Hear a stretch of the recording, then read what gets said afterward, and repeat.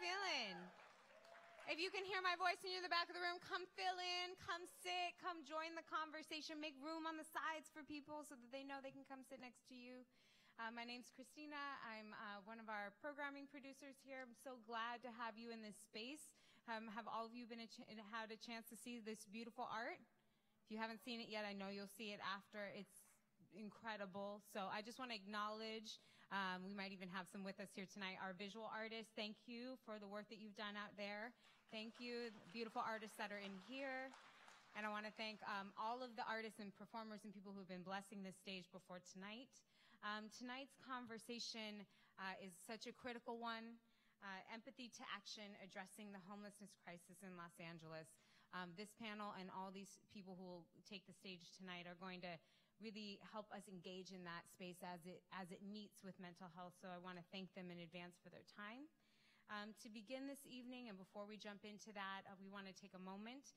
We always acknowledge that we stand on land that is not ours, on indigenous land. And so with us tonight is John Nash from the Yamasee Nation, who also represents an incredible group called Beautify Our Lives, who's here to give us a moment of mindfulness before we begin.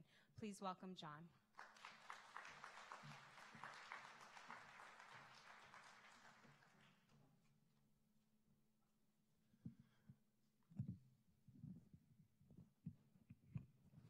Oh, aloha, hotef.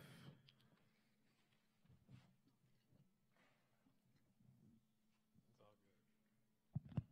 Yeah, it's good.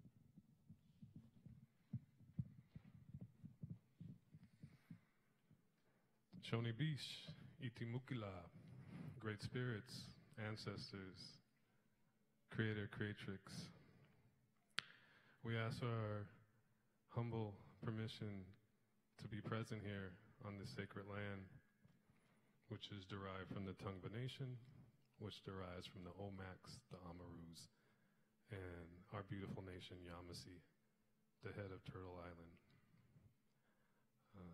That is the grandmother nation, that is the matriarchal nation, that is the original Aboriginal people of this land, which we call the United States, which is more of a religious trust. And this is Morocco. So we're technically on Africa, kind of in between some other funny stuff that may be happening. So, and also in that, there's been a lot of things that's happened on this land. There are probably some burial sites, probably some people who have not been treated too well. So, I'd like to remind all of us, this is going to bring in a little bit more of our power, more of our ancestors, more of our angels, more of our archetypes to support us, because we have some very beautiful people over here in this panel that I got to meet that are doing amazing things with homelessness, which I call neighborness. I feel like they're our neighbors, or they're going to be our neighbors really quick. So we get to do something really fast. And these children, 30% more homeless. In the last 2 years, that means a lot more children are not being supported, and that's what we do. We support children. I'm the children's ambassador of our nation, and we are here to beautify our lives. I'm happy to attend this beautiful Rise event. Like I was saying, to me, this is the Mahat, and the sun, this is the mother. So within now, we can be in the mother, and the mother's womb of we rise intention, and then within this intention of this beautiful space, of these beautiful people in here, we can show up and manifest the sun and manifest beautiful energy and beautiful connection, because there's a lot of people here. So be present with yourself, be present with your truer self, be present with Ba. Ba is the Kemet. Okay, Ba is your witness. And be present with Ra. Ra is your son. He feeds you. Be present with Gabe. Gabe is the earth goddess. And she supports you, well, he supports you androgynously. And then within Newt. Newt is the water, which we call the stars, which is the feminine, which is what is below is above. so the water is all around us, so we can be in the mother at all times, and we can be golden children again, and we can show up and support our neighbors again and support everybody in a loving space. So remember your ancestry. Remember that you're all connected. We are the colorless nation, the rainbow nation, the Hopi prophecy. We are the Dogons. The Dogons are the parents of the Hopis. So we are from Ceres. So we are all from the stars. And we are all beautiful. So show up for these beautiful people. Show up for this beautiful art and the intention we're all here. And remember, we're connected. All you got to do is look at somebody's eyes and you'll see it. Take a breath. Aho, Shonabish, Itimukila, Wupila. Can we please thank John Nash for our blessing? And now to the stage is Jonathan Rios, an American writer from Los Angeles, a poet, a social activist, and known for his empowering, dynamic, and conscious message. Recent performances include the Luminario Ballet, Into Action, USC's Institute for Theater and Social Justice, and Outright Club LA. He is an active member of the Empowerment Congress Art and Culture Committee to promote equity and exposure to the healing and unifying power of the arts. Welcome, Jonathan.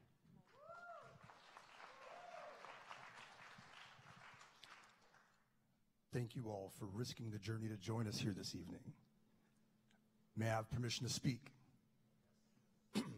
I humbly take the floor and welcome you all to the re-evolution. The re-evolution. Not the revolution, because we're not revolting, not wasting focus on fighting the current system, but building a new one to make the old obsolete. Did you bring the items in the list that were requested? An open mind, an open heart, an acceptance of what we asked of you. The state of our world, its physical being, and our collective mental state need healing. The voices of environmentalism, gun safety pragmatism, human rights activism, finding ways to reform our economic and prison systems, shouting dissent into the ether, hoping to catch an ear while continuing to take action year after year. Yet they have the audacity, with their lack of emotional capacity, not to empathize with the struggle felt by many in this mad city. Now, I don't mean angry. It's more like lunacy, a Trojan horse of democracy filled with corporatocracy. We're being fed a sack of lies. The re-evolution will not be televised. For change to come, we've got to do more. The re-evolution will not be paid for. The prevalence of these problems are ubiquitous. The issues that we're facing aren't unique to us. Sacrificing for a few at the expense of the rest of us. If we don't alter course now, it'll be the death of us. Most agree that humans have less than 200 years left. Damn it. People worried about profits, not the planet. Sacrificing morals just to line their own pocket. I live a comfy life. I'm kind of hesitant to stop it. I have running water, a roof over my head. I'm soon to be a father. My loving wife keeps me fed. Men expand the empire, search for new land to conquer. Hunters and gatherers defeat and plunder. Vanquish territory left asunder. An imperfect messenger stands before you. Who am I? Why me? Because there's no time to waste. We must speak up when we see injustice and inequality within the human race. We're here because we want equity, the essence of being fair with impartiality. Not everything is as blatant as 3/5 of humanity. First divided by sex, stay in the kitchen, then divided by race, public lynching, then divided by faith, murder in the name of religion, then divided by country, for the sake of the mission. All beliefs are true in the mind of the believer. What you're looking for, you will find, the mind of the seeker. But what are we seeking? We've got to sync up so the world can hear us. Orchestrate this movement. We sing in chorus. Do it for the future, for those that came before us. There's another way to view it. Here's a thesaurus. Our meeting here tonight is for new leadership. The earth yearns to be led by respectful, empathetic, loving humans instead. Patient, kind, supportive, humble yet authoritative. It's time for a mother's love, a woman's touch, a female's guidance, a wife who sees me for what I can truly be. I've asked what a male ally needs to do or say in these reformative times. Can someone lead the way? It means don't look at their tits first or hips first. Your own thirst brings out the worst. Get used to speaking up and saying something first. But what are we seeking? Look into their eyes and treat them like the child, adult, and senior that they were, are, and will be, caring for their innocence, logic, and dignity. Give each other a little space, like this much. The difference between a human being with a sweet heart and sweetheart. A sweet-hearted person wants to take care of and nurture. A sweetheart is reinforcement of the cultural structure. We can only learn what we're exposed to. We can only evolve if we're allowed the freedom to let our perspectives grow.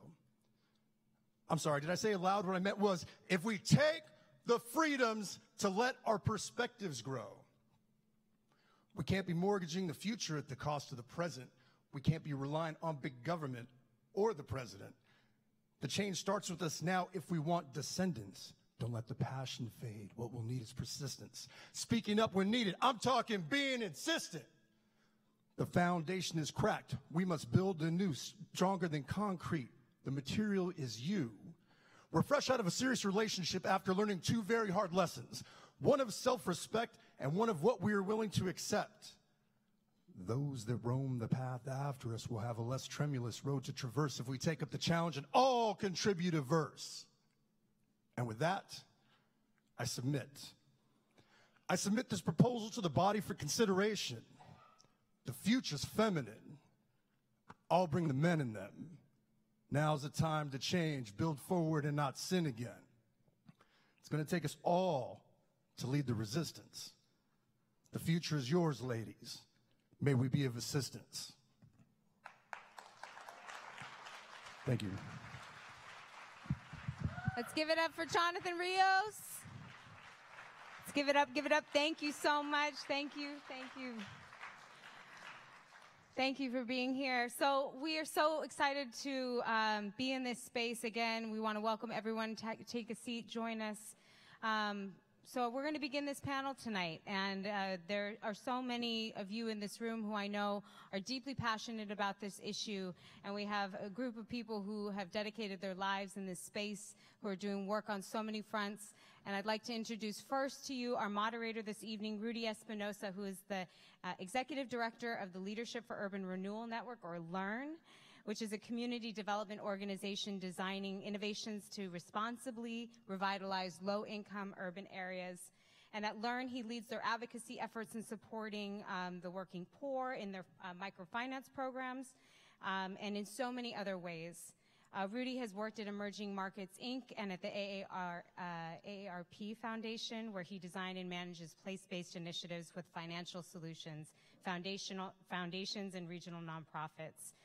We're so grateful to have Rudy here today to host this conversation. His network is vast. His work in the world has been tremendous, and we're so grateful to have him. And joining behind him to engage the conversation is Anthony Ruffin of the People Concern, Ashley O from the Los Angeles County Office of Homeless Initiative, Gabriela Garcia, who is a field organizer with Everyone In campaign of the United Way of Greater Los Angeles, and also Skid Robot, who is an artist in the show out here tonight. You can go see his work. So will you please welcome this incredible panel to the stage?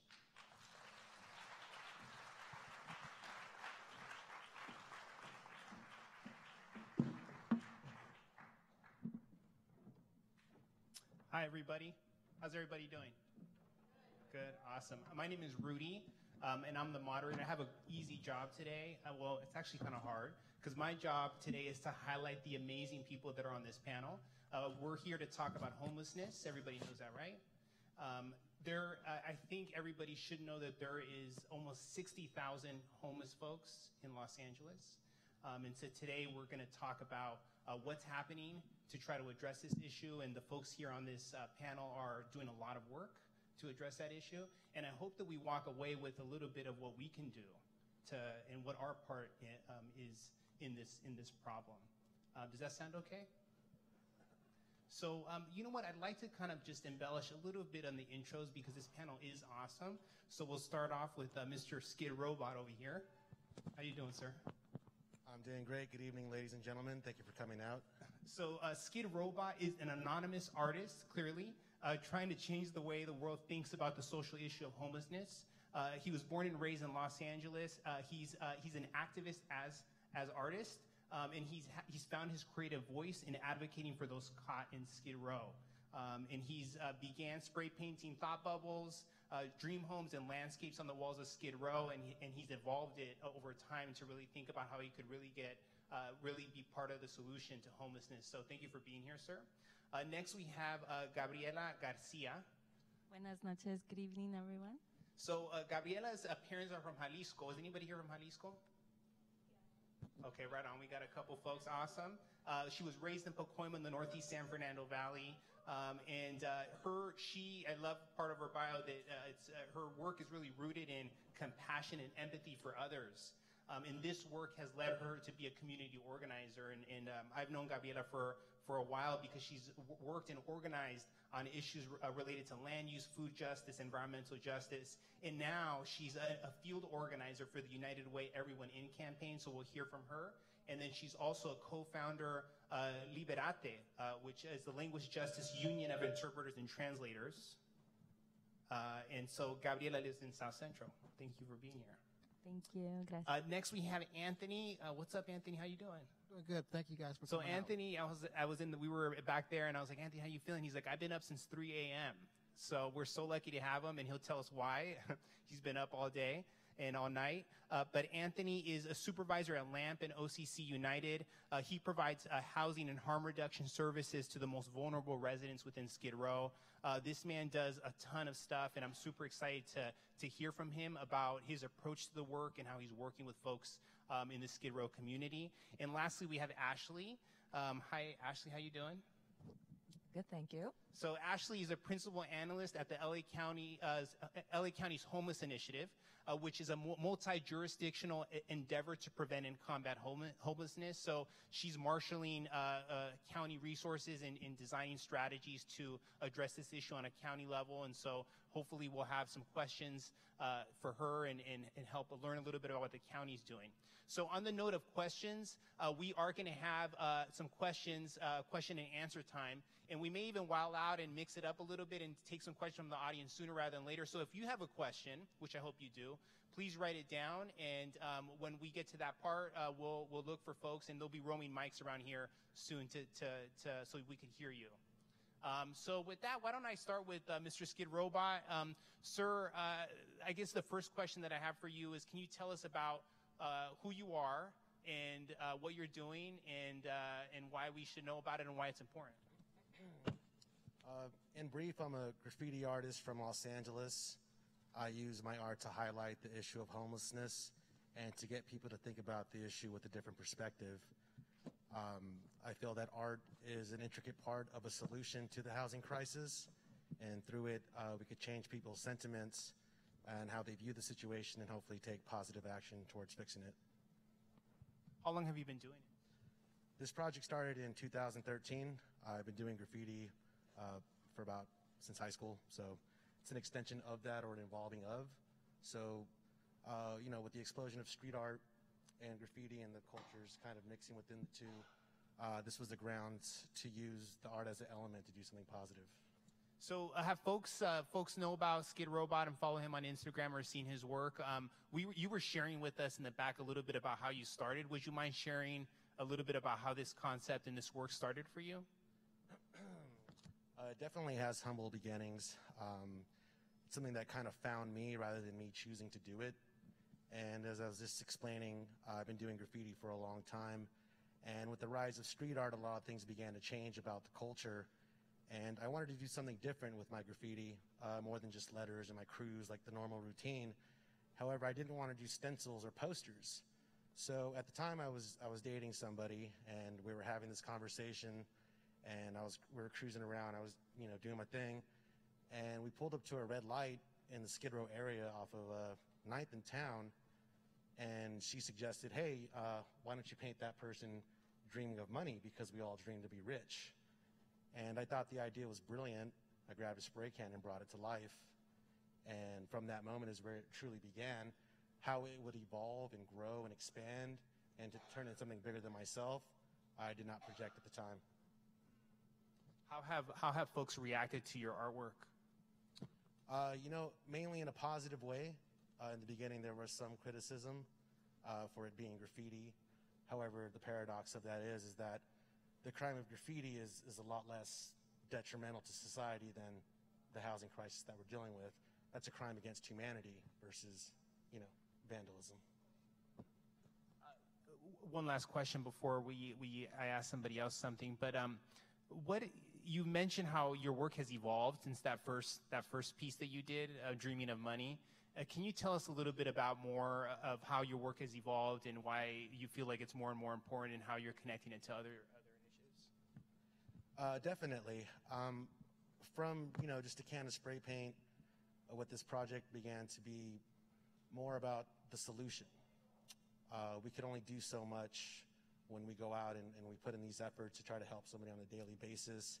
However, if there's not a viable solution or a means to lead them to get out of the situation, then how are we really helping? So where it is now is that the vision of what I call the Living Art Project is using the power of art, science, technology, design, but most importantly, the human spirit as all elements to finding a solution to this housing crisis. So from graffiti now is moving into an idea that involves using containers that could be modified, painted by acclaimed artists that everybody loves and respects. And instead of, forcing these things like what's going on in K-Town with this tent issue, we could offer something that actually has artistic value and that the community could actually appreciate and enjoy. Can somebody tell us what this K-Town tent issue is for those folks that may not know? Maybe that's me. Well, what's happening right now, I think, part of the everyone in and really just generally the response that we have to it's a humanitarian crisis, right?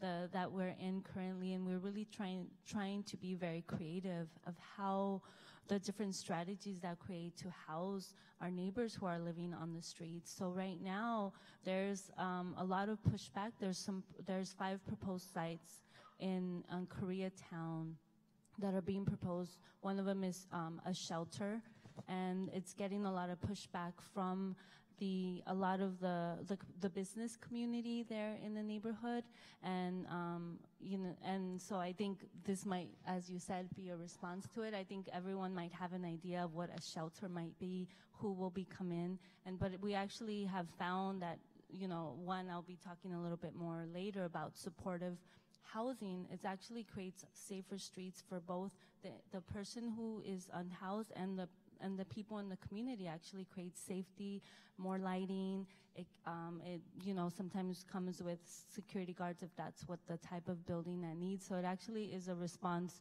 to create a safer environment for all of us in the community. So I didn't go too much into nitty-gritty of Koreatown, but it's currently they've been pushing back. But there's been a huge response from the community and from specifically the councilman in that neighborhood. Wesson has held a huge, response, a day of action to really say, we committed as a city, as a community, and to house our neighbors. So now let's see it through, and let's think of all of the different strategies that we need to house our neighbors who are living outside. So Gabriela, tell us about, sounds like you know a ton about this, and I'm wondering, can you tell us a little bit about what you're doing? You're an organizer, you're working as part of this Everyone In campaign. Can you tell us what this is and why it's important for us to know about it? Yeah, for sure. So Everyone In is a campaign through the United Way.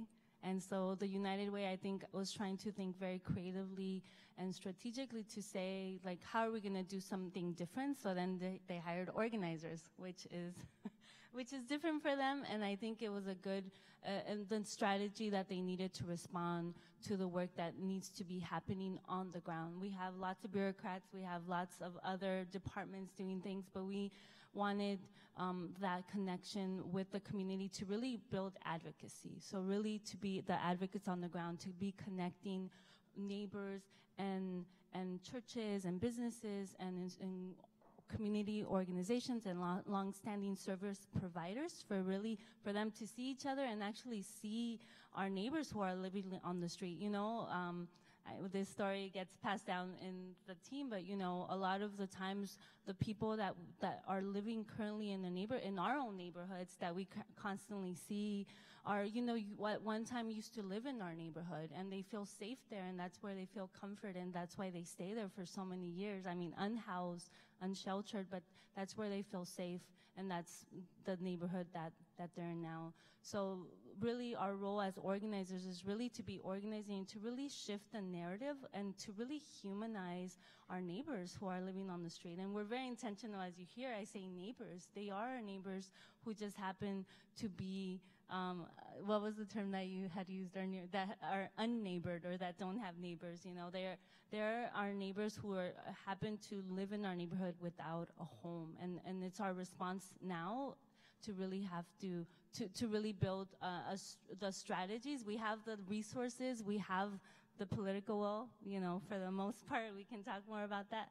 And we have, and we have to have also the community. We can't just say, oh, I don't want to see folks living on the street, and then when a project comes into our neighborhood, we're like, oh, well, it can't be in my neighborhood, right? It should be over there.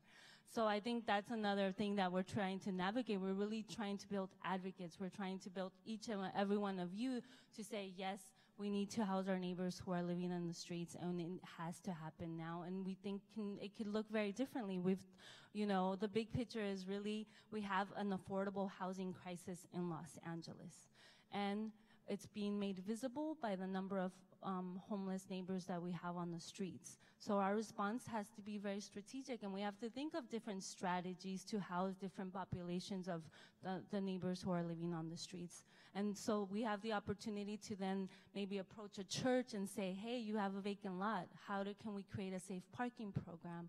Or we can think creatively on, with other strategies of, is there a vacant lot in your neighborhood that might be owned by the city or the county, and can we connect it to the resources that are available to build supportive housing? I mean, that's just what needs to happen, immediately. I mean, there's folks thinking about modular housing, which is like prefabricated housing that can just be placed, and the process goes faster, right? So I think the opportunity that we all have in this room is that we have to think really radically, creatively, and different to really get us out of the space that the current crisis that we're in. Awesome. Radically different. Dope. I agree with that. Anthony, I'm going to skip you for a second. Ashley, so Gabriela's doing a lot of work in the city, organizing, educating people about this issue, creating, building an advocacy arm to the work of, to be radically different and address this issue. So you're doing work at the county level. You're doing work all over the county. Can you tell us about what's happening? I know that there was various measures that the voters voted on. Tell us about who you are in your work and how it relates to this problem. Sure. Well, I would like to say something. So United Way's Everyone campaign is actually a county-wide social movement. So not just City of LA, just want to let everyone know that we all have a role to play. And it really is a common denominator that unites all of us together. So just want to put that out there.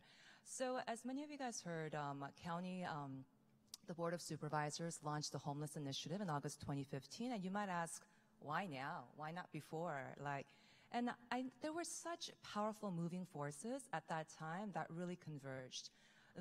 No matter how much funds were being invested in the homeless systems, our homeless numbers kept increasing. And of course, there are many reasons why, because of course there's affordability, just people not being able to pay for rent, or maybe it's domestic violence, or not having a job, or one medical tragedy. So I think that really makes us realize that when it comes to homelessness, no one is really safe, right? That we are all vulnerable to it. But at the end of the day, in 2015, the numbers kept increasing, and we had some awesome opportunities, such as the Medi-Cal expansion that provided our homeless neighbors expanded coverage. Because as you know, more than a third of our homeless neighbors have mental illnesses or, substance use disorders. And then we also had the federal Medicaid waiver program that provided comprehensive whole person care program that provides a medical home so that they are able to receive the appropriate, care that they need. And then on top of that, the Board of Supervisors really want to make sure that we really leverage these multi-jurisdictional, multi-level political will that Gabriela talked about. For the first time, the cities are really stepping up to the plate and approaching the county. What can we do? Because homelessness does not have boundaries. It's not one city's issue versus another. It's really our collective regional issue. So as a result of that, we collaborated with over 150 nonprofit organizations, 30 cities, and as well as 25 county departments. And that just tells you that all these departments are involved, whether you're consumer business affairs or mental health and health services, to come up with the homeless initiatives strategies that's very multi-pronged. And just very briefly, those strategies target different root causes that result in homelessness. Whether so the strategy aims at increasing income, right? Because some people just need a little bit of that income and that support to be able to retain their housing, as well as providing customized case management services, meeting the clients where they're at, as well as providing subsidized housing, creating a more coordinated system, as well as increasing and preserving the affordable housing. So you might ask, so what is the county's role? Our role is to make sure that, number one, from a budgeting and investment point of view, funds are invested accordingly, that's evidence-based, that also best leverages existing systems and services. That ends up being a direct services to our target population. It's also critical to be able to develop and implement the policies. And as you know, the county, along with many other jurisdictions, we're strong proponents of housing first model, which means that we provide housing first, right? And the reason is because, as you all know, people with mental illnesses, without a safe home that they could call it a home, it doesn't matter how much treatment and services you provide, it won't be successful. So it's really a housing first model, as well as providing that deep, intensive wraparound services to make sure that their needs are met and they're able to secure and retain housing. Another policy decision I think that everyone's heard of, since you talked about different measures, is Measure H.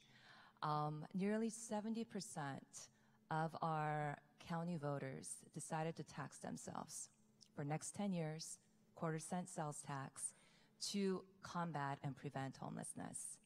We are the one and only local jurisdiction who passed a special sales tax to combat homelessness. Really?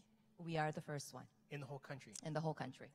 And that just tells you in terms of how the community really believe that this is not just someone else's problem, but it's our problem, and we have a role to play.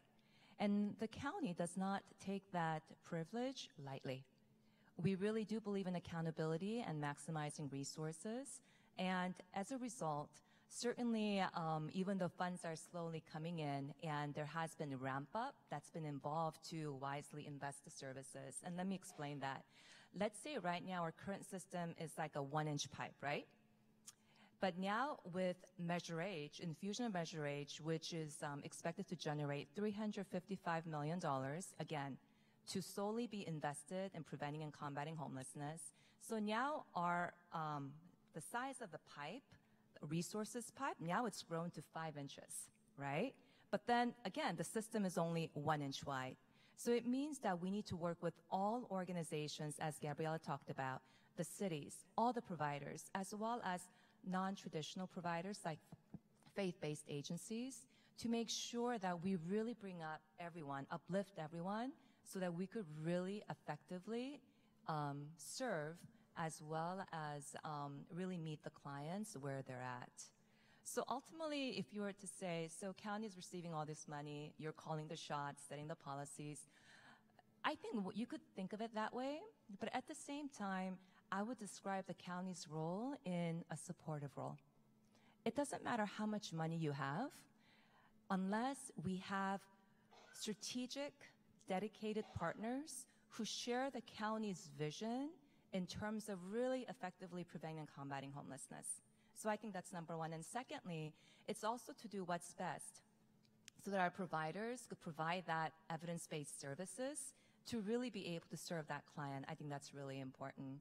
And at the end of the day, our success really depends on our partners as well as our community residents, because it really takes all of us to combat, prevent homelessness, one individual, one neighborhood, one city, one county, and one state, and one nation at a time. Thank you so much, Ashley. So speaking of partners and folks on the ground that are really important to this work, Anthony, tell us why you were up at 3 a.m. and the work that you do every day and how it relates to this issue. Well, I'm a believer in and I'm an advocate first for homelessness. I don't too much like the word homelessness. I just look at it as people living without a home. And what I do is get up early in the morning and I go out and I meet people where they're at 3 o'clock in the morning. I believe homelessness is a 24-hour thing. It's not just a 9-to-5 thing. So I go out there and I meet seniors, I meet young people, I meet people that are gravely disabled, and I meet these people at 3, 4, 5 o'clock in the morning, and I try to get them help before I start my day at work on Skid Row. And that could take me from Hollywood, that could take me to Pasadena, that could take me anywhere. I think the statistics were 842 people died last year on the streets of Los Angeles because they were homeless on the streets. And it's my mission and my drive to bring that number down. So that's why I'm out at 3 o'clock in the morning doing the work. Tell us about what your, thank you, that was amazing. Can you tell us a little bit about some of the services your organization provides? And you were telling me in the back that you direct an outreach team that is out there working with folks? Yeah, so I supervise a team. It's 4 teams that are on Skid Row. And we do outreach on Skid Row. We walk Skid Row every day, all day, 6, 7 hours a day, working with homeless individuals or people without homes on Skid Row. These are people that are elderly, sick, take kids, people that are pregnant, and a lot of different people. And it's our job primarily is to build trust and try to house individuals, but I believe support needs to come with that. I believe supporting the individual is just as important as housing the individual, and that support could be anything that the person that is homeless feels that they need. And I think that support should be binding, and it shouldn't matter if a person relapses or if a person's not ready to go in at the time you want them to go in. If a person doesn't want to make their mental health appointment, I think that support needs to be there. You know, people, like I was telling you earlier, people may cuss me out sometimes, and it's okay. It's okay. It's okay to have a bad day. I believe we all have bad days. I just get to experience my bad days inside my home. They don't, you know? So I just look at it that way when I'm working with individuals that are homeless, and I do it with a lot of passion and a compassion, right? And what we do on Skid Row, we're doing right now is we scoured Skid Row over the last 30 days or so, and some people are in the audience that actually done the work with me, and we identified 10 individuals on Skid Row that are severely mentally ill that's been living on Skid Row for a long periods of time, and we're starting to work with those individuals. One person I started saying hi to, and it about 8 months ago, and it took 8 months for her to start talking to me. You know, I kind of get it when you've been raped a few times on Skid Row, and you use drugs to cope with that, and you use drugs to cope with your mental illness. I understand a take kid, a foster kid that didn't run away because they never had anything to run away from. I can understand that. I can understand a senior out there that has to make a decision: do you pay for housing, or do you pay for your medication, or do you pay for your food? I get that. I get somebody that has diabetes or heart failure that lost their job and they're homeless. I can empathize with that, and that's what I do. That's what I do, and treat people like human beings first. So,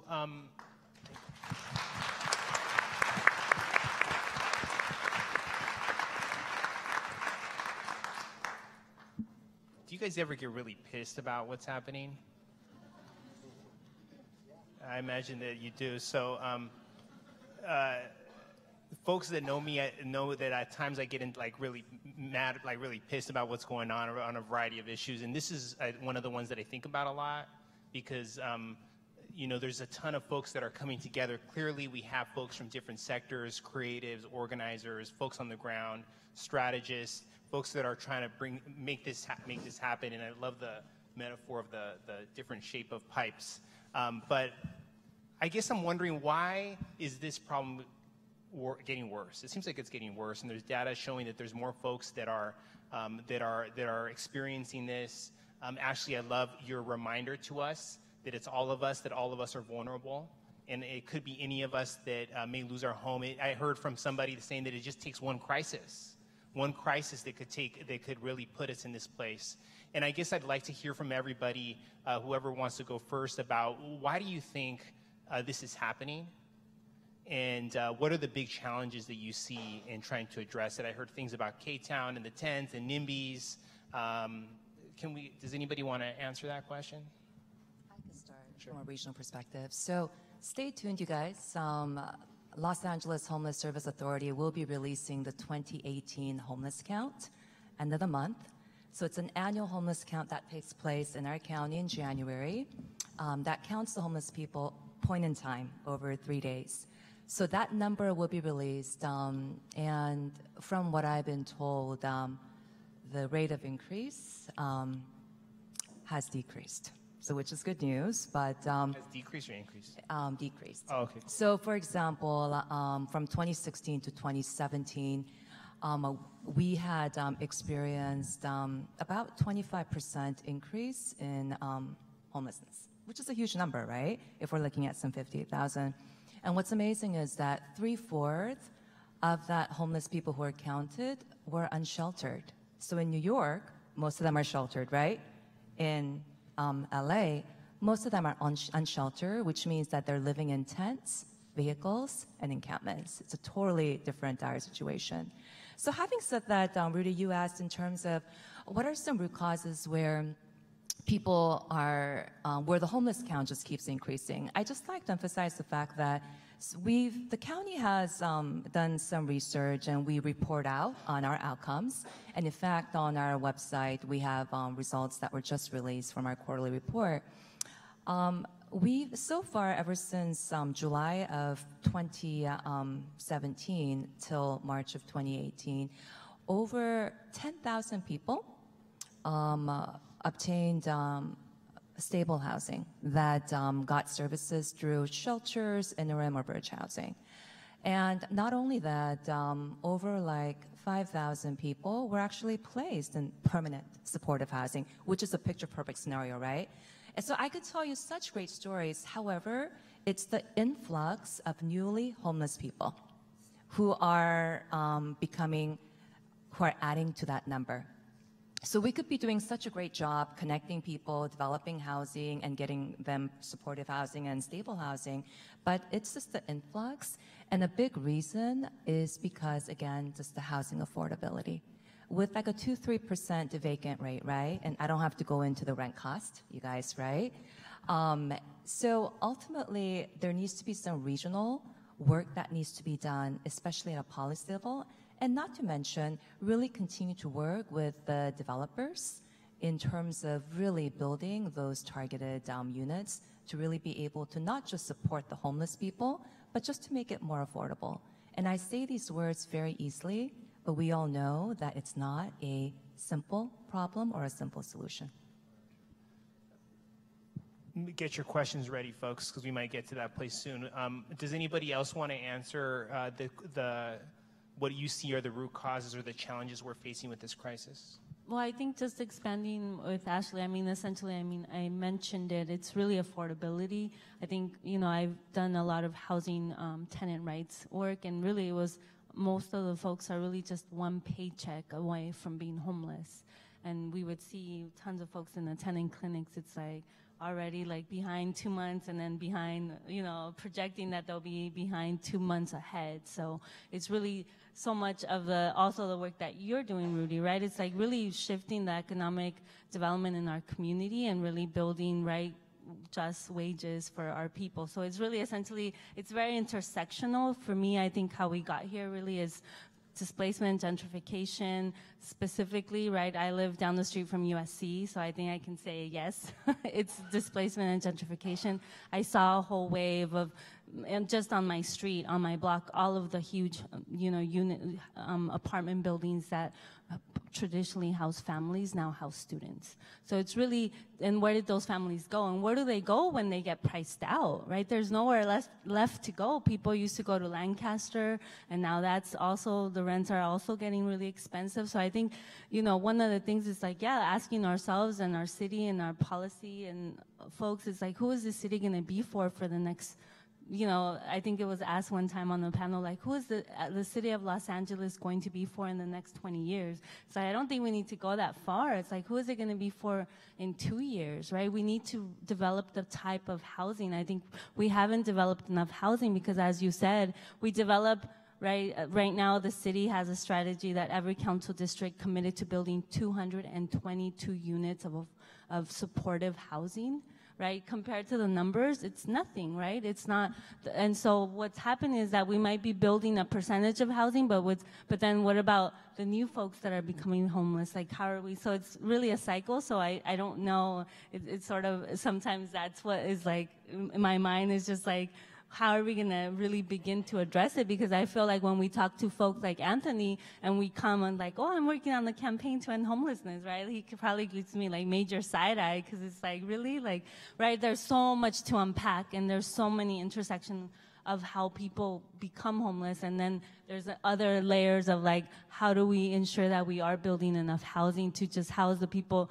I mean, we can't even keep the folks who are housed, right? Because our city is shifting and there's so much development. So one radical idea would be like vacant units. We just put our folks in there, right? That's very simple. I think I mentioned it to someone today. It's like, it's not a radical idea. It's what we should be doing. It's called master leasing, right? So there's, again, as I mentioned, we have to be really thinking just really creatively. So I love that. I have a question for Skid Robot, but Anthony, do you want to respond to Gabriela's comments?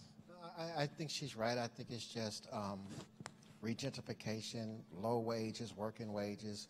People can't afford rent, can't afford food, trauma, domestic violence, medical, you name it, and people are just falling out of housing, and there's no support for these individuals while they're in housing before they fall out of housing. So they fall back to the streets, or they come to the streets. Like my neighborhood, for instance, I live in Altadena. My whole neighborhood's been regentrified, and I'm working on Skid Row, and I see like 25 of my friends down there living on Skid Row, and that's just because they're making like $10, $11 an hour and can't afford rent. So what else do they do?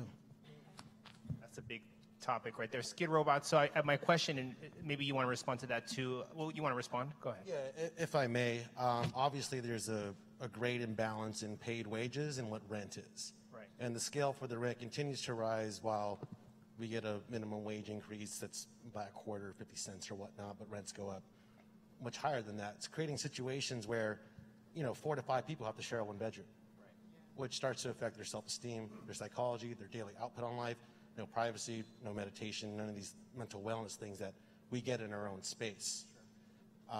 So what she's talking about in Measure H, I appreciate all the efforts. And the fact that the people's sentiment in 70% could come out and say, yeah, you know what, I'll pay some extra money to help the situation. However, the action doesn't line up in a timeline that's helping anybody realistically. Because if Measure H is going to house 10,000, 12,000 people, but it's increased by that much or close to it in that same year, then it's not really solving much. So the action needs to be taken more swiftly and in a timeline that's actually going to show improvement in a way that isn't from one meeting to the next. And no disrespect to anybody at the city, there's tons of issues to solve. There's tons of things going on that are beyond me and beyond my scope of the understanding of how everything works. But what I do see is that the action is not lined up in a timeline that's working for the situation. Can You want to respond? Yeah, sure. Thank you, and I appreciate that feedback. Because I think comments like this, and you're not the first one who said it, it really makes us realize that one of the important things that our partners, including the county, needs to do better on is public communication and community's awareness. Because even after a week after Measure H passed, and because Measure H was passed in March of 2017, but we didn't start getting our funds until like December of the year, because the state gives us quarterly installments. So we're looking at, in terms of like maybe 9 months of a break. But then the Board of Supervisors were committed to making sure that the county's investments to launch the homeless initiative strategies continue on.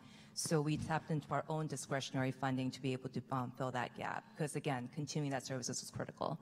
Having said that, I think it's so important to be realistic. We had constituents calling a week after Measure H was passed. I still have people I still have people in encampments across the street. Why are they still there and paying taxes? A week after.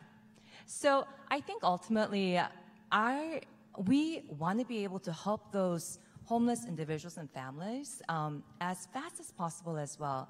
However, realistically, in terms of really responsibly building up that capacity so that we could wisely invest additional funding, but at the same time, to be able to leverage existing resources and to better coordinate and amplify our services, to be able to provide immediate services, I think that's really key. So people might say, okay, so you only served 10,000 people who went through interim housing and bridge housing, who got placed in stable housing. You might think that 10,000 is a small number, but considering the short amount of time that the county and the partners had to implement the strategies, it is an early number and not a small number. But because it's a ramp-up stage, it means that as we ramp up, the number of people that we'll be able to serve will be greater. And I will say also one thing. Again, money does not solve problems. Unless we have, for example, housing, because that's only one of the many root causes, right? Unless we have a building or a land to be able to build more shelters, rapid rehousing, transitional housing, or permanent supportive housing, money's no good. And oftentimes, it's the community's concerns or opposition that could kill those projects. And I think I'd like to go back to what Gabriella said in terms of it really takes all of us to really be an advocate and to also join those public meetings along with those who are opposed, but also who really see the vision of it, to also show up in those meetings to be able to advocate for these projects so that ultimately we do increase the capacity, including housing, to really be able to help more people quicker and more efficiently. Go ahead, sir. Yeah, I just want to take my hat off to social services as a whole, because in the last year and a half, I walked Skid Row with department heads. I've been there. Board of Supervisors will walk Skid Row with me and are really asking questions. What's going on? How can we fix this thing? Homeless deputies have walked Skid Row with me and walked other neighborhoods with me and are really, really interested in trying to solve this thing. And I just want to just take my hat off to these people, because these people really care about the issues and the homeless population in LA. And I think they're doing the very best they can at this time. And I think they're trying to get all of these organizations coordinated to make this thing a lot smoother for people to move into housing, but it's going to take some time.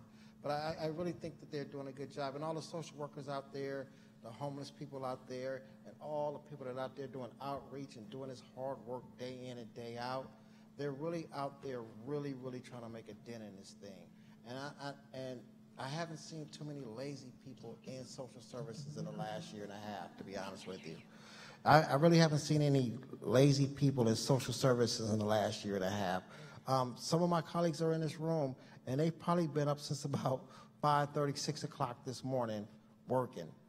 And it's really, really difficult work. So I just want to take my hat off to you guys that are in the room.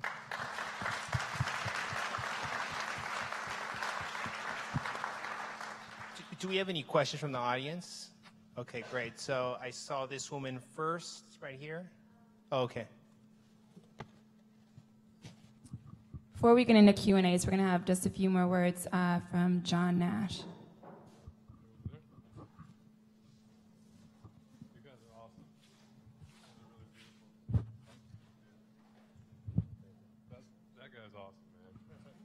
Can you feel that, brother's heart?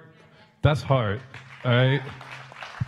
It all takes everything. There's tangible, there's quantifiable, there's heart, there's graffiti, there's everything.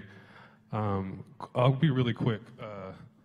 So I've been in Skid Row for like 10 years doing stuff with Skid Row 3-on-3, OG, General Jeff, Crucial. I run professional street ball called the Venice Basketball League, and I went there for like 8 years, and I do stuff with children and meditate and give them really good, yummy food and support children in the community all over.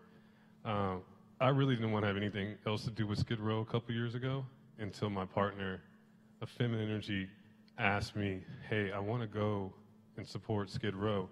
Not on the way that we have done it for so long, but more on an indigenous way, more in a grandmother way. So just to kind of create a note, like what he said about the girl that didn't talk to you for 8 months. So if you look at Skid Row and you look at the land, it's sacred. It may have concrete, but it's sacred land. It's the mother. So if you have a woman who's been hurt or raped or abused, the chances of you going in and trying to help that person is going to be low, or she might even hit you or scratch back at you. The earth is no different, okay? So you have murder, death, rape, you have colonization on this planet for thousands of years. That's an imprint, okay? And what I mean by imprint, if you've ever been into a haunted house, I lived in a room where someone was murdered in my room, that stuff stays there. It don't go nowhere unless it's cleared. Indigenous people, we cleared that space if something would happen in a war or a murder or something. We knew how to clear that. Like in this patriarchal space, we don't know how to clear energy because we don't think about energy. So when people walk into Skid Row and they want to help and they want to do good, there's a quantum level of energy, of fear, of death and pain that's not allowing that to happen. That's the way we see it. So what we do is we go in on a quantum level, on an indigenous level, on a spirit level, on a grandmother level, and ask permission. Can we show up? Can we support in our gifts? Can we serve in this land? And we go in the space. I mean, I have the ability to go in a shamanic journey, but I'm nowhere close to a feminine, because if you didn't remember you came from a womb, I don't know how men think we're gonna make anything happen or controlling the planet when we came from a womb. So I think that's the silliest thing ever. But like, women are more pliant. They have more energy flowing through them, so they connect with the earth. So we bring feminine energy to connect with the earth, to connect with the spirits, to ask permission. Can we even show up and be in service, and then start to slowly transmute that energy and come from a space when beautiful people like her, who have some very tangible things, and beautiful brothers like her, and all these people can go in there and show up on a high level without going through that. It's a lot to go through. And I just want to I want to remind people that that's what's happening, not just in Skid Row, but through our whole planet. And it's, really up to show up for that kind of space. So that's what we do. And we support everybody. We beautify our lives. Yes, we go. We plant trees. We do murals. We do gardens. We have fun with children. We give them vegan food, whatever, on plant-based, whatever that means. I feel like plant-based is the way to go. That's in my truth. And that's what we do. And show up for yourself by showing up for these people. The more you go like, yeah, you're awesome. I'm inspired by you. What can I do? I want to see that. I want to see you guys going up to these people and saying how inspired you are and what you're going to do. Like, what are we going to do together? Because they're obviously doing it. So, aloha. Shona Beach. All right, and we've got our first question here. Oh, sorry, there was a woman right here in the front. Oh, go ahead, though. I mean, who's okay? We're gonna do both. Okay. So, hi, I think it's great we talk about homelessness. My name is Carol Phillips, and I'm a housing navigator for Service Area 4, Department of Mental Health. Skid Robot, I think we worked together with a certain person. His name is Birdman, and he signed a release for me to say that. We did a lot of work together to get him off the street, and Skid Robot had even built him a house to create us more attention to getting him into a unit near his homeless encampment because he refused to leave his birds. However, he did not want to go into housing and once the lease was signed, and it took us another 90 days working together as a team, enforcing that you could do this. What would you have in your apartment? And he said a TV set. And I said, well, what would you pay for it? He said $10. Well, you know, you're not going to get a TV set for $10, but he did come up with a TV set a couple weeks later.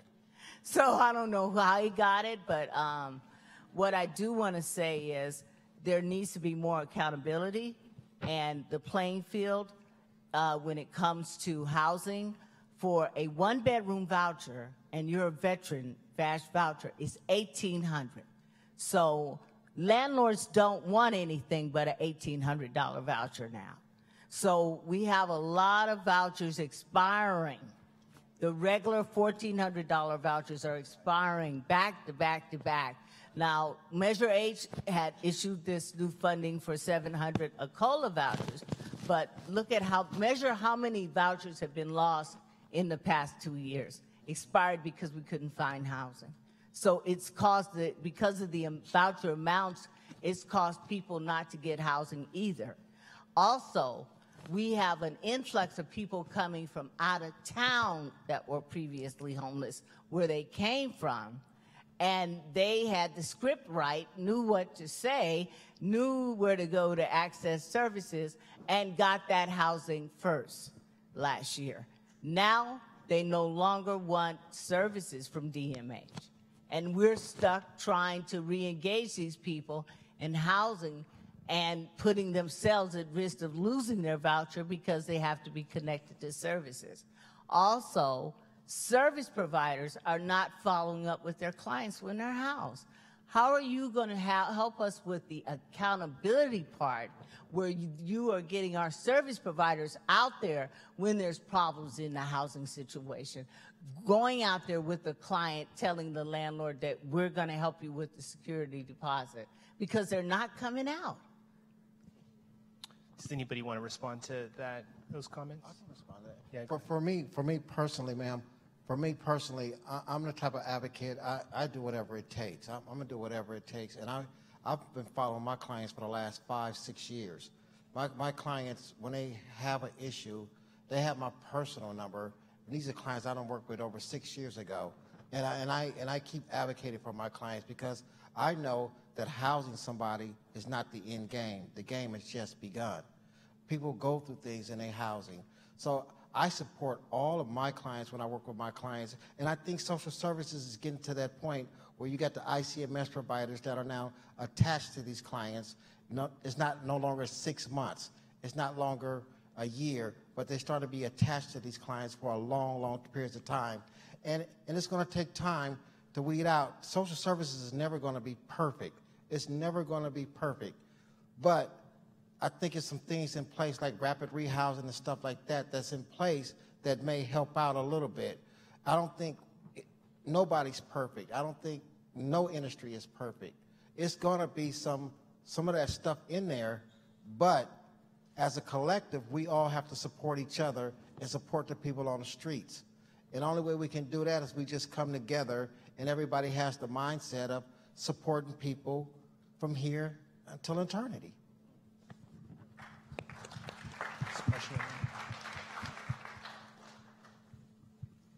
Hello, my name is Dorsey Dujan. I am a former resident of Koreatown. I have been a part of the protest in Koreatown, and I'd just like to tell you that the Korean community, the pushback is not because they don't want to help the homeless. The pushback is coming because they were not able to sit at the table to have the conversation, to find out in a respectful way what was planned for the community. Now, no one wants to have something shoved down their throat and said, this is what you're going to do and this is where we're going to do it. They felt that they had been disrespected, as they have been. So I was a speaker on Saturday, and there are a lot of issues that I can address that have to do with the homeless problem. One of the things is that we no longer have rent control. Everything is designed for the developer. It's not designed to help residents. West Hollywood has rent control. And people have been able to live there for many, many, many years. So if you want to talk about what some things can happen to change to help it so that the working homeless can have a place to live, it's to be able to get rent control back. So these backroom deals that have been done to help developers in no way help the community. So you build 10,000 more units. Do you really think homeless people are going into those units? Well, that's the other problem. Our country sold us down the river by taking away jobs. So you can build it, but again, who's going to come? Who's going to show up? People who have money. So thank you so much for your question. Gabriela, I want to, maybe you could respond to that. But I do want to clarify something that's very important. That there is rent control in the city of Los Angeles, but there's a rent stabilization ordinance, but it only applies to buildings that were built before 79. 1978. 78. So there is a super big issue around rent control that thank you so much for bringing that up. But I also want to clarify because a lot of people believe they don't have rights. And you do have rights if you live in a building that was built before 1978. So I just want to make that very small distinction. But Gabriela, do you want to respond to? Yeah, no, and I really appreciate you bringing that point up because I think that is that was one of the pieces, not being at the table, not knowing what was going to happen, right? We all want to know if there's something's changing in our neighborhood. We want to be aware of it, and that's part of the role as myself. And there's 7 other organizers like myself throughout the city and county, ensuring that we can be that bridge, that we can ensure that when these developments are coming online, we on the ground can be, as I said, be creating advocates, but also advocating for the community and for the projects coming in and really bridging that. So I appreciate you mentioning that, and it's definitely a lesson learned for us to ensure that we get ahead of those and as other projects are coming online throughout the city and the county. Yes, no, I appreciate it. Yeah, thank you for that. So we have another question over here. Oh, you have right here, sir. Sorry, you're next. My name is Gerardo, and I'm from Los Angeles Community Action Network. Before my question, let me give you guys a historical background. We talked about the RSO. In 2011, a lot of housing advocates went to Can you tell us what the RSO is, sir? Resident Stabilization Ordinance. So in 2011, a bunch of housing advocates went to City Hall to ask the City Council to pass RSO. At that time, your current mayor, Eric Garcetti, was the president of the City Council.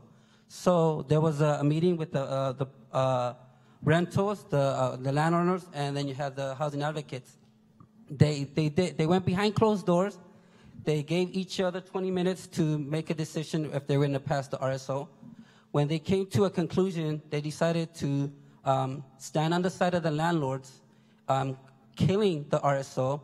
A lot of housing advocates, including members from Los Angeles Community Action Network, we protested that decision because by them killing it, it prevented, it allowed landlords to up the rent. And this is 2011. This is coming out of the recession. So a lot of our renters were going to have a 3% increase hike. So what happened, Garcetti, being your mayor, step aside, let Dennis Sign take over. Dennis Sign allowed the cops from the Central City Division come into the City Hall, storm into City Hall, and harass and basically beat down housing advocates. One of our members and myself, we got tased. We got tased and got beat down in City Hall for standing up for the housing, for them to pass the resident stabilization ordinance. A lot of us went in jail, and so I don't know if many of you guys know that. That was on Harvey Milk Day. That was when the city of Los Angeles proclaimed Harvey Milk Day. So just to give you guys a background as to what your major has done. Now, appreciate the panel. Thank you guys very much. But one of the things that hasn't been talked about is civil rights, homeless civil rights. General Dogan, his famous quote says, "You can't criminalize yourself out of homelessness. You can only house yourself out of homelessness." We cannot talk about homelessness and have laws that basically fine people for sleeping on the sidewalk. We cannot have laws that penalize people for sleeping in their cars. I mean, we can talk about homelessness. So my question is, in order for us to be real about homelessness, let's be real and let's put the pressure where it is. A couple years ago, Brother Africa got killed by the LAPD. Not that many homeless service providers came up to the defense of Brother Africa. A lot of homeless service providers stood on the side of the cops and basically kind of gave them a green light. We cannot end homelessness if we have homeless service providers standing on the side of the pigs. That shit don't work. So in order for us to be real about moving forward, we gotta put pressure and have the cops that killed Brother Africa bring to justice. Thank you, sir, for your comments. So I just want to do a little, there's a lot of folks that have questions. So if you raise your hand and you want to ask a question, let's try to make it concise. We could honor everybody's time, everybody could speak. So there's a response to that. There was a lot of really good points there about role of advocacy, the role of elected leaders, law enforcement, criminalization. Do you want to go first, Anthony? Yeah, you know, for me, I'm an advocate for homelessness. And to be honest with you, I got into this work because my father was homeless on Skid Row since 1984 to a couple of years ago. My stepmother actually died in SRO housing a year and a half ago, severely mentally ill. My father is 71 years old right now, still staying on Skid Row in the Roslins. My father wasn't in my life. So I got into this work to change all of that. I got into this work to bring hope to people. And I do that one person at a time. And it's an amazing thing to take somebody that's been homeless 20 years on the streets and to go through all of the systems and fight all of the systems, and it's just you and that person fighting this system, and then they get the keys to their apartment, and you walk into that apartment with them, and they look at you and say thank you and start crying. That's an amazing, amazing thing. It's a lot of things that have happened in the past that I have no control over. But I know the city and the county and the taxpayers put this money forward to help me house individuals. And every day, as advocates in this room, that's what we do every day. And we fight this system, and we try to correct this system, and we talk to the Board of Supervisors. We talk to the department heads, and we talk to these people about these same issues. And I think they're trying to solve these issues. We're in 2018 and we're in a crisis, and we all need to support each other so we can help individuals get off the streets so they don't have to die on our streets. That's all I have to say. So we have a question right here. This man's been waiting for a little. Can we take this question? So, comment or question? Oh, okay. Can you make your comment very short? You just have to cut me off. My name is Mateo, so I'm an activist. And I guess my ire is just directed toward, is that Ashley? Right. Just listening to your comments, I mean, you'd swear that there were no issues. You know, there were lots of success stories, and I don't see lots of success stories. I live on 8th and Spring. Oh, there are a lot of issues. But yeah. Go on. Yeah. Okay. So I've been going to these forums for a while. Okay. I just was at one at the endowment, and you know, you talk about the county's vision, you talk about the county's property, you talk about the city's vision and the city's property. The property belongs to the people, not to the county. And you talked about, you know, this is, the county needs to, you know, let me see, what else did you say? County is the first in the nation, right?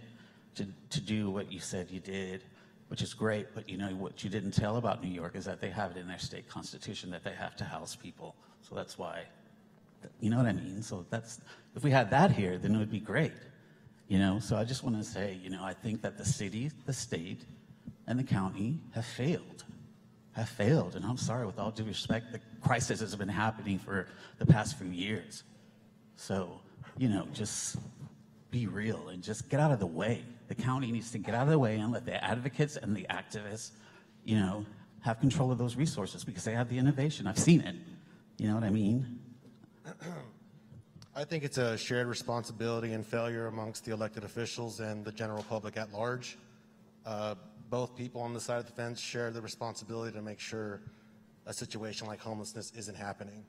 I mean, of course, our elected officials are in the position, resources, so on and so forth, to actually do something about it, versus guys like me who, do what I do through art, single individual without funding and trying to raise awareness about the issue. But at large, when we look at everybody collectively, everybody plays a role and a part to make sure that these kind of situations doesn't happen. So I hear what you're saying, and I totally agree, but I personally don't shift all of the blame onto the elected officials, but society as a whole. Let me add to that. Okay, so we have a comment, and then I think. And go I'll ahead. do a very brief one. You said Mateo, right? So I appreciate your comment, and I'm not offended by it. In fact, I appreciate your comment because I think you care and you're passionate about homelessness, like many others who are here today. So I feel that we're in a group where we come together with one vision and where we'll continue to partner, even though sometimes we might disagree. But I think it's important that you're here to be able to voice your comments because that's only going to make us stronger and wiser. So I appreciate your comment. Okay. Before we move into the next question, this is what healing looks like. These hard conversations and these hard questions, and this is what community building is. I know a lot of us came out here to learn about exactly how we can be advocates for homeless people, specifically in mental health crisis, and what to do when you come across someone that's in a crisis outside of calling the police. Are there anyone with questions specific to mental health and homelessness?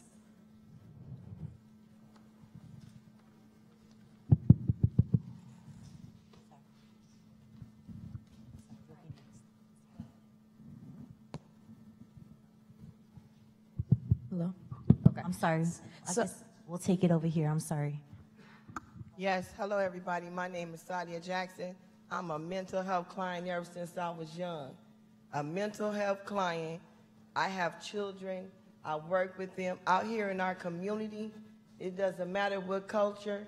First base is they have to make sure you guys have jobs. They better have an income to pay your rent. And when you pay your rent, they got to make sure you don't run into the slum lords or the landlords or the proper cause to serve you 3-day notice and then you out, or take your 5 G's or $7,000 to put down for a deposit. As soon as you put it down, they evict you with a 3-day notice. That's what's going on out here. Everybody out here on the panel, international, from Washington, D.C. to Sacramento to where I go, I represent all areas 1 through 8. I'm international. I do international trainings. I do workshops.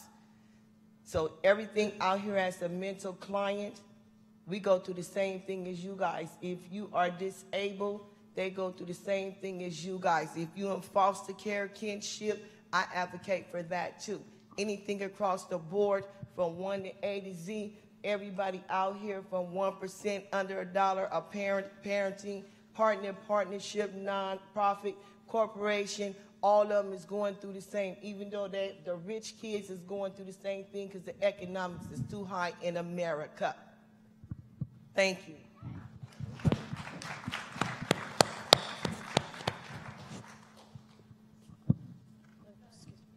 Okay, so my name is Mariah. I just completed my education in social work, so mine is kind of a policy question relating to mental health concerns, and I know there's a lot of evidence-based things that drive policy, and it starts with studies, and I want to know how people are expected to overcome mental health issues in a time period that policy and contracts, a lot of housing developments say you can only be here for a certain amount of time. So how does that, and going back to support continually, I've worked with youth who are in intensive care that are only 6 months. So how do you expect a child who's been in foster care to recover in 6 months and then push them to the next person? So this continuous base of support is very crucial, because when you continuously allow people to come in but then say that they have to be on a timeline, which most of the time they can't be, because like he mentioned earlier, they might not be ready mentally, physically, or any of those things to follow those guidelines that housing housing have in place for these people. So I want to know how policymakers are taking those testimonies and those stories and those studies of how people actually need a lot longer to get over these issues. So thank you for raising that, and I think you should definitely back it up with some real case stories and success stories. So I think it's as a result of those input from our community providers as well as evidence-based practices that led to policy changes that extended the duration of those housing situations. So for example, emergency shelters, they used to be 14-hour stays, right? Where people come in 5 p.m. and then they leave the following morning. Instead, now we're investing in all type of units, and I purposely don't use the word housing because shelter is not really housing, right? But now it's 24/7, and people could even stay up to like 6 to 9 months in one shelter so that they could be engaged intensively with intensive wraparound services, including housing navigation, housing location. And once they receive housing, they could continue retaining the housing. Same thing, rapid rehousing, which youth, may be placed in. So the rapid rehousing, for example, is more of a short-term housing where people usually stay up to 12 months. It used to be 6, now it's 12 months. And these are people with less needs that they have. But with permanent supportive housing, it could be a lifetime. But I do want to mention, especially the youth transitioning out of the foster care. So we also created a different strategy that really targets that specific population so that that population at young age who's gone through so much is not just provided with housing, but is provided with education opportunities, employment training, employment opportunities, so that they could be self-sufficient and they could be successful as well. And the housing for that is like bridge housing, which we've also doubled in terms of time duration. For some people, it will be enough, right? Where they could reach self-sufficiency, whereas some, they won't be. So as we continue to expand our capacity and to really be able to customize our services for our target vulnerable population, our goal is to, again, continue expanding the services, which may include the housing duration if appropriate, to really be able to continue supporting them. So I think long answer short, I'm not sure if we're really there yet for everyone, but then the duration of these stays at these special supportive housing, they probably doubled in those situations. But I do understand that some may need more. Okay, great. We could take one more question, I think. Where's the mic? Okay, we have someone over here in the back. Hey there. My name is Derek. I'm a local concerned citizen, I guess you could say. The question I have is for the city. I agree with everybody else, I think, here in the room saying that our homeless situation here in Los Angeles is a humanitarian crisis at best and a crime against humanity at worst. And the question I have is, are you looking to other cities? Are you looking to Berlin? Are you looking to European cities? Are you looking to South American cities? Are you looking to Boston? Cities that have all dealt with their homeless situations in a really, really great way. The reason that I ask, I lived in Berlin for a long time, the way that they deal with everything from gentrification and pricing of the market is they have a housing authority that is owned by the city. It takes a look at the market rate and says, hey, rent's about $1,000, about $700 a month. If it starts to go up, then what they do is they build long-term social housing diversified across the entire city. A number of those apartments have mental health and city apartments in them, and it helps to keep the prices down. If you earn less than a certain amount of money a year, you get access to these apartments, so they're really nice apartments. And I'm wondering if the city of Los Angeles would consider something like that. Are you in touch with Berlin? Are you in touch with your counterparts in Berlin or in Boston? Can anybody answer that question? I can answer on behalf of the county, but I don't represent City of Los Angeles. I don't think any of us do. Oh, no worries. So the county has a land use jurisdiction over the unincorporated areas, which is a very small percentage because we have 88 independent cities. So having said that, we did look at some international best practices, including some awesome states who've trailblazed in addressing homelessness, like the state of Utah. And I'm sure you've heard of their success stories, and we've actually had site visits, and those are some of the lessons we learned in terms of incorporating them into increasing and preserving affordable housing as well as homeless housing. Having said that, to answer your question in terms of are we collaborating with the cities, yes. And a prime example is City of LA, because of course with the Triple H, it's going to really provide like 10,000 units over 10 years, and the county's Measure H funding will provide the vital services. But City of LA is just only one of 88 cities in LA County jurisdiction. And that's one of the reasons why we're working with 45 cities in Los Angeles County who are proactively, for the first time, developing a homelessness plan. And then as when those plans are submitted, end of June, the county will also work with the councils of governments, as well as the cities and our providers, to be able to come up with a plan how we could best leverage resources, as well as to support implementation of their plans. Our hope is that as a result of 45 cities submitting their homelessness plans, it's also going to communicate some potentials, as well as some areas that we could wisely invest in. So we definitely hope we could share more. And Rudy, you keep looking at your watch. So Well, yeah. I'm just, no, go ahead. But to answer your question, it's an ongoing learning session, and we are engaging our 45 cities. And also we have a research and evaluation division that's also constantly looking into especially the housing piece. Can someone tell me how much time we got left? 5 minutes? Okay, cool. Okay, so can I take one last question? But if the person promises to keep it short, I will cut you off. Who's next? Who's going to do it? And then we'll have one last question for the panel. Hi, mine is literally a question, and it might be very naive. Oh, sorry. So I'm looking for a new apartment, and I'm seeing a lot of landlords listing no Section 8 on their listings, and I'm wondering if that's illegal or if there's anything that I can do about that, or if there are other actions I can take as a housed person, immediate actions that I can take to help with this. Great question. Can anybody answer that? Yeah, I mean, I think that's a huge issue that a lot of folks are facing, and that's another sort of point of that folks that actually have an opportunity to be housed, like having Section 8, and then they're being confronted with actually not being, landlords actually not wanting to be part of the Section 8 program because, you know, they can now, it's not enough money. They want more money. They want, you know, higher rents. So that's definitely been an issue, I think, throughout the city, but specifically in South Central, I know that's been a huge issue.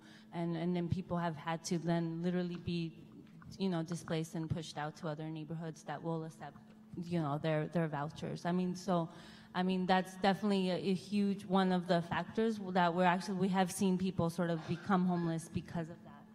So I think it's essentially just, you know, yeah, so that's definitely happening. And you know, we as in this room being, you know, just be active participants in sort of speaking out against that, asking them like, why aren't you accepting, you know, you can sort of push back or educate them or, you know, educate yourself about how that's happening throughout the city. So I think just essentially just, you know, researching and finding and talking to other neighbors and just building together.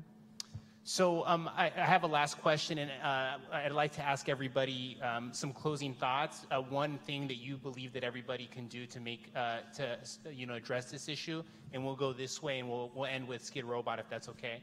But I actually would like to add something to lift up because we heard from a lot of people in the audience, experiences, folks that work in this field. And I think one of the things, just to affirm what Gabriela just said, is that we have a role to play by telling our elected officials what we're seeing and pushing them to be better.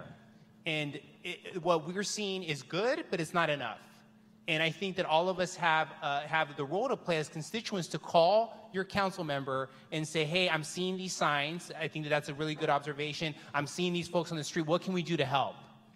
And everybody has a role to play. And you'd be surprised when you go into City Hall, these rooms are empty because people are not showing up. And I know some folks are showing up, and that's great. Keep doing it. And folks that are not showing up, you should. And you should make phone calls and send emails and send letters. And so that's one of the things that I'd offer folks as we close as something that you can do to address this issue. There you go. That's one good recommendation. Ashley. I echo what you said. 2 words, show up. And you might ask, what does show up mean? Like today is a great example, right? Regardless of what you said and how emotionally charged that was, I think it was extremely encouraging. I think the fact that you're here, and it makes us feel that we're not alone in this long-term fight. Join the homeless walk that happens, every fall. Now it's going to be May of 2019, where over 10,000 people come together to make a statement that we do not accept status quo. Join the homeless count that happens every January, where we try to count as many homeless people in our county. Track all the city council meetings as well as the board of supervisors meeting and speak up on policy discussions, whether you support or oppose it. And most importantly, mobilize and organize. And it doesn't have to be this huge scale community involvement. It could just be you or your family. But just to really be able to make a difference by whether it's volunteering or even a simple hello to a homeless person.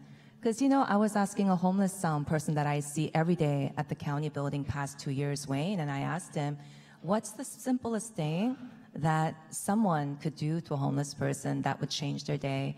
And they said, smile and say hello and treat us with dignity.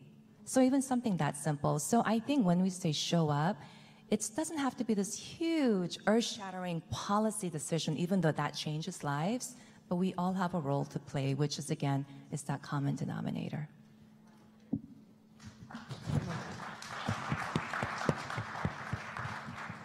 I would just say stay involved. Whatever the issue is that you may have with the county or the city or whatever it may be, just stay involved and just keep pushing this thing forward. And we can all come together and collaborate and solve this thing. That's all I say.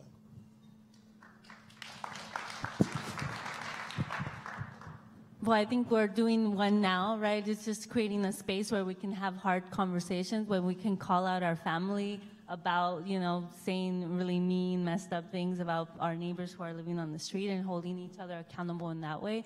And, I'm an organizer, so I'm going to say, organize or come talk to me if you have a group so we can present, so we can be building, so we can be seeing each other's humanity and really understanding that this takes all of us. And so I'll leave you all with that.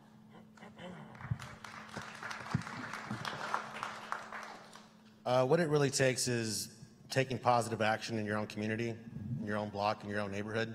You don't have to go somewhere that's someone telling you to be there to do it. Part of this project that I have is helping people anonymously because it's primarily about the message more than about who I am. I do this to hopefully inspire others to be more compassionate and empathetic to the homeless community. I share their stories on my Instagram so you could get a better understanding of who they are as a human being. And everybody wants to be understood, listened to, and have people be empathetic towards them in their situation. So what I could say is, if you know somewhere in your neighborhood where you live now that's someone you see routinely, open up the dialogue, introduce yourself like you would with anybody else, and see if you could actually make something happen for somebody. She had mentioned that I had built a tiny house for Birdman, and the city came by with the bulldozer, knocked it down, and it was really cool. We had fake grass, and a lawn chair, and he was really able to relax in it. And however, before that, there was an installation which was a full-on living room. I had brought a couch, love seat, table, rug, hung up some paintings, and through this was the catalyst for change for Birdman to take action upon himself, to do it for himself. Because the reality is, we can't help people that aren't ready to help themselves, no matter how hard we try. But if your interaction with somebody who's going through something out there can make them feel that there's some hope, that they're still being treated like a human being, then they might be able to re-spark their own flame and give themselves the motivation to take that action like Birdman did and say, hey, you know what? I've been out here for 15 years plus. Before that living room install, he had a beard down to his stomach and dreadlocks down to his butt. But when he got after the living room install, he cut his hair and he shaved his beard. He tucked his shirt in, put on new pants. So you never know what your small actions even though I brought a whole like living room set, which is like a big old deal, just being kind to someone could be just enough. And if you build that relationship with somebody, just like this amazing gentleman here who gets up every night, or early morning, I should say, and check on his clients sincerely from the heart, not a, oh, damn, I got to go to work. It's more of a calling from God. It's a calling, however, I don't know how you use it, but it's a calling. And a lot of us have it here, and I think everybody in this room has that part within them, that they're more intuitive with their empathy. And obviously we all care about the issue because it's difficult to drive around our city and to see the situation continue to grow. When we see along the freeway exits more and more tents, and when we see the faces, they're younger and younger. So what I could say to that is take action in your own community, whether it's artistic, whether it's making a sandwich, whether it's just a conversation. Find your means, your talent to how to express yourself and get involved in the situation. Thank you. Can I get one last round of applause for our panel? Thank you so much.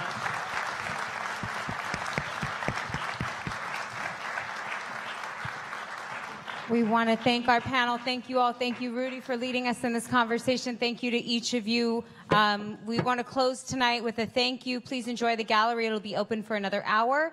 And if you, at every event that you come to at Re-Rise, we have clinicians on site who are happy to speak with you. So if you'd like to speak with someone tonight, we have practitioners who are in the back. We have volunteers with Re-Rise t-shirts on. They're standing and raising their hands in the back of the room. So if there's anybody here who'd like to speak with a professional tonight, that service is available for you. Please invite people to come back, and we hope to see you later this week. Thank you. Good night.